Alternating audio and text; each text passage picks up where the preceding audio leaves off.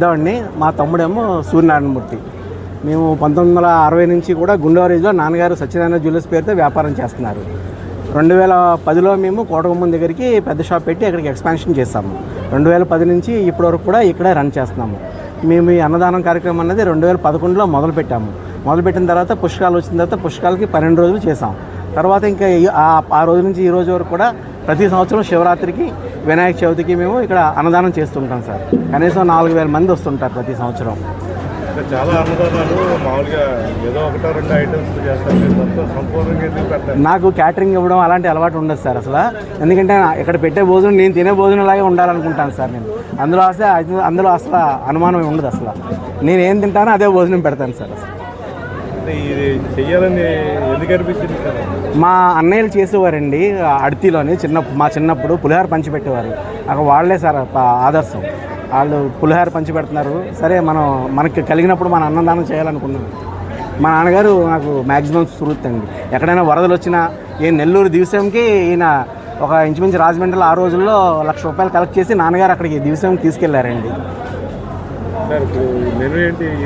ఇవాళ బూరి సార్, ఒక bread halwa, fryums ఉంటాయి సార్, మళ్ళా 2 రకాల కూరలు సార్, పూల్ మక్కన్తో ఒకటి, బంగాళదుంప కుర్మా ఒకటి, బిర్యానీ సార్, పులిహార, రైసు, పెరుగు, సాంబారు, పప్పు, గుత్తొంకాయ కూర ఒకటి పెట్టాను సార్.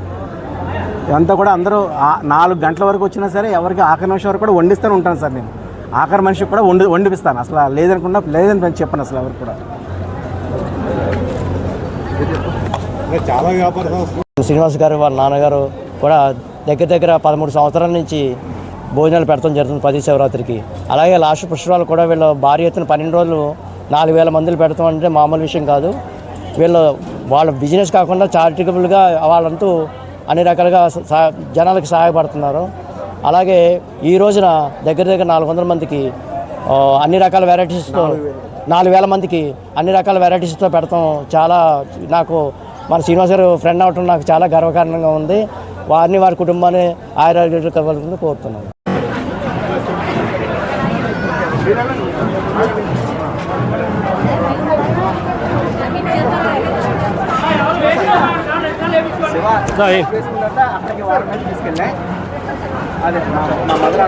అలాగే చేస్తాం.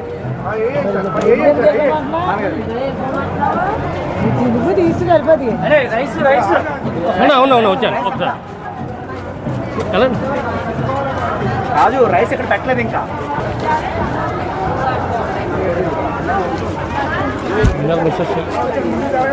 మిస్సెస్ సార్ అమ్మాయి అదే డొనేషన్.